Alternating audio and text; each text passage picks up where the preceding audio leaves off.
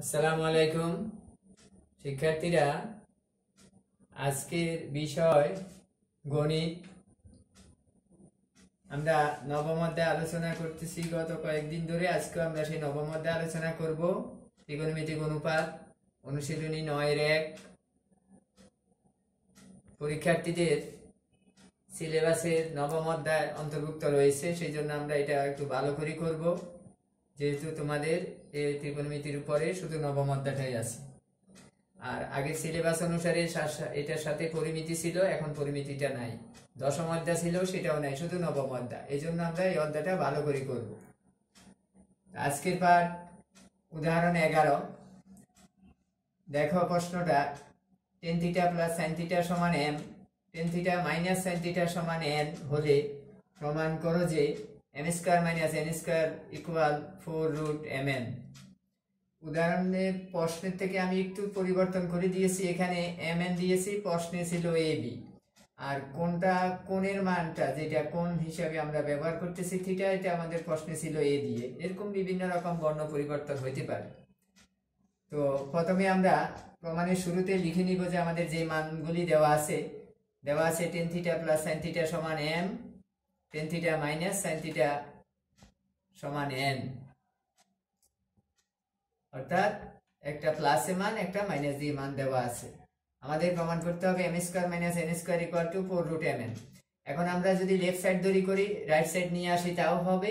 Right side দড়ি করি আমরা যদি লেফট সাইড নিয়ে আসি, তাও হবে।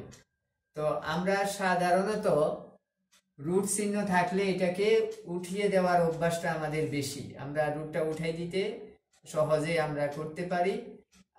আর রুটটা আনার ক্ষেত্রে আমরা সাধারণত আনি না, আমরা সচরাচর সেটা করি না। এই জন্য আমি রাইট সাইড ধরে করব, যেখানে রুট আছে রুটটা আমরা সরাই দিব এক সময়, কিন্তু যে কোনো পক্ষ থেকেই করা যাবে।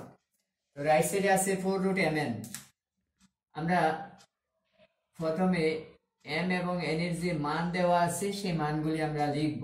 এম এর মান ten theta plus sine theta,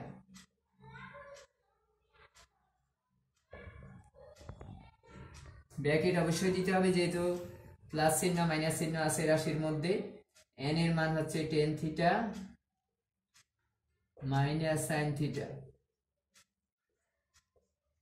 এখন আমরা দেখি রুটের ভিতরে যে রাশিটা আছে, দুইটা রাশির গুণফল, এটা আমরা বীজগণিতের সূত্র অনুসারে প্রয়োগ করতে পারি। a plus b into a minus b, অর্থাৎ a square minus b square সূত্র প্রয়োগ করতে পারি। এ হচ্ছে টেন থিটা, তাহলে tan square theta minus sine square theta. এরপর আমরা এখানে রুটের ভিতর থেকে টেন স্কোয়ার থিটা কমন নিব। কমন নেওয়া মানে ভাগ করা। আমরা সাধারণত কমন নিই কখন? যখন উভয় রাশিতে, প্রত্যেক রাশিতে একই রাশি থাকবে, সেটা আমরা কমন নিই। কিন্তু এখানে সেই অর্থে না, আমরা কমন নিব মানে ভাগ করব। কমন নেওয়ার অর্থ হচ্ছে ভাগ করা। আমরা যে কোনোটা দিয়েই ভাগ করতে পারি, কমন নিতে পারি। এখান থেকে আমরা টেন স্কোয়ার থিটা কমন নেব। টেন স্কোয়ার থিটা কমন নিলে আর কি থাকতেছে?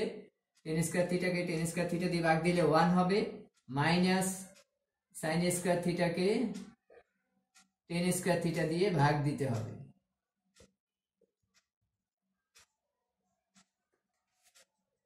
এখন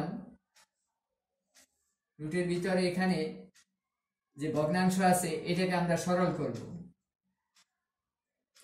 ten square theta into 1 minus sine square theta by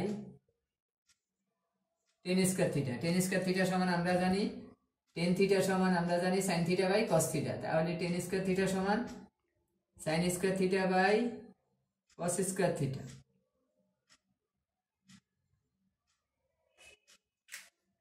tan square theta by cos square theta.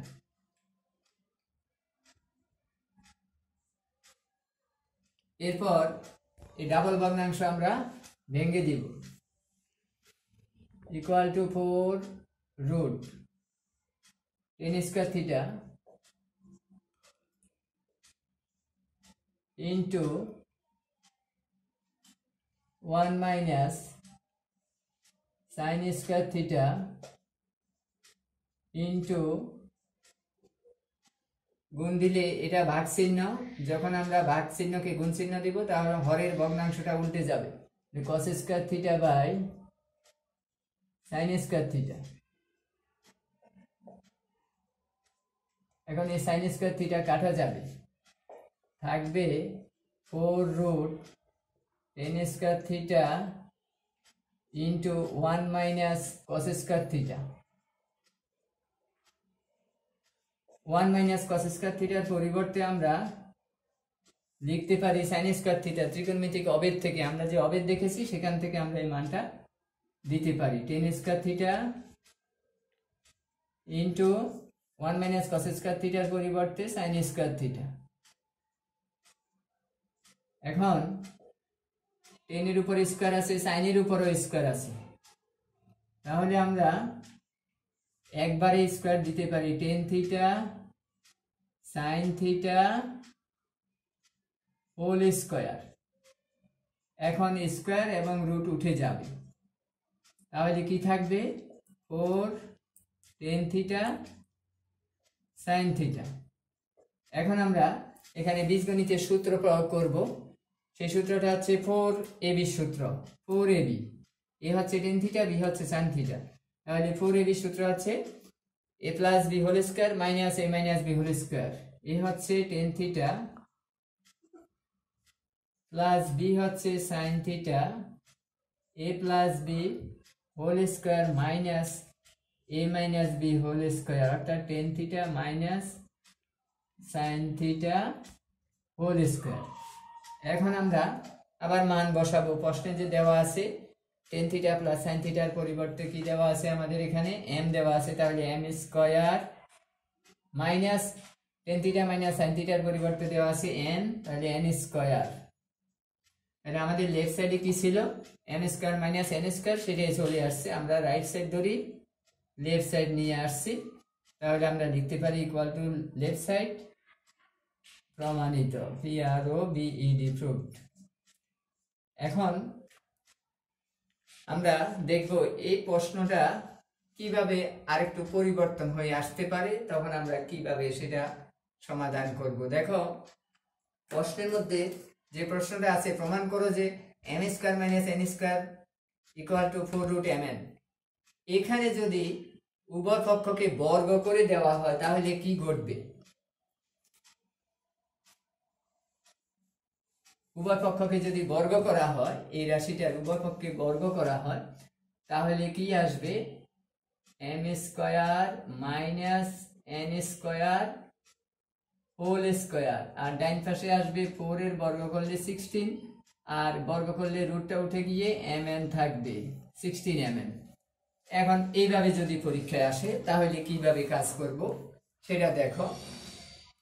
আমরা আগে যে সূত্র যে প্রসেসে আমরা সরল করেছি সেটাই ঠিক থাকবে, শুধু এখানে যে রুট ছিল এখন রুটটা নাই, তাহলে আগে যে আমাদের রুট ছিল সেই রুটটা এখন থাকবে না, বাকি সবটুকু ঠিকই থাকবে। আর এখানে যে আগে 4 ছিল এখন সেটা হলো কত 16, তাহলে 4 এর পরিবর্তে 16 আসবে। দেখো এখানে কি ঘটতেছে, রুটটা থাকবে না, আর 16 এর পরিবর্তে 4 এর পরিবর্তে 16 হবে। সব রুটটা আমি উঠে দিচ্ছি আর 4 এর পরিবর্তে 16 লিখব, আর বাকি যে সরল করেছি সব ঠিক থাকবে। দেখো কি হচ্ছে, এখানে রাইট সাইডে আছে 16mn, এখানে থাকবে 16, এখানে 16 ব্র্যাকেট দিতে হবে, তারপরে এখান থেকে 10 স্কয়ার থিটা সে কমন নিলাম, একই প্রসেসে থাকবে সবকিছু। এখানেও ডাইন পাশে একই ঘটনা ঘটবে। দেখো কি ঘটতেছে, হিসাব আমাদের ঠিকই আছে, শুধু সংখ্যাটা পাল্টাচ্ছে 4, আর রুট চিহ্নটা এখান থেকে সরে যাচ্ছে।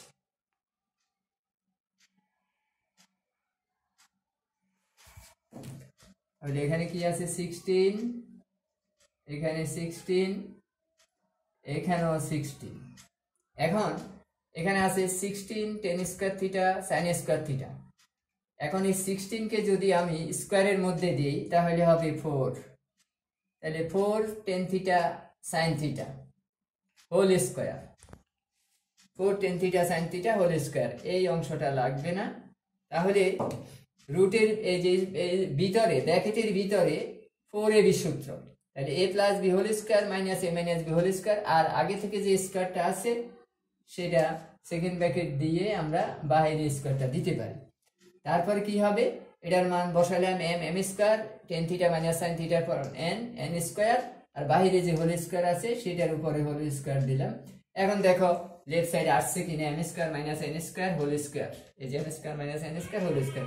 তাহলে আমাদের হিসাব ঠিকই আছে, যে সকল সূত্র প্রয়োগ করছি সবই ঠিক আছে, শুধু আমরা একটা সংখ্যা মানটা পাল্টাই দিয়েছি। এভাবে আসতে পারে।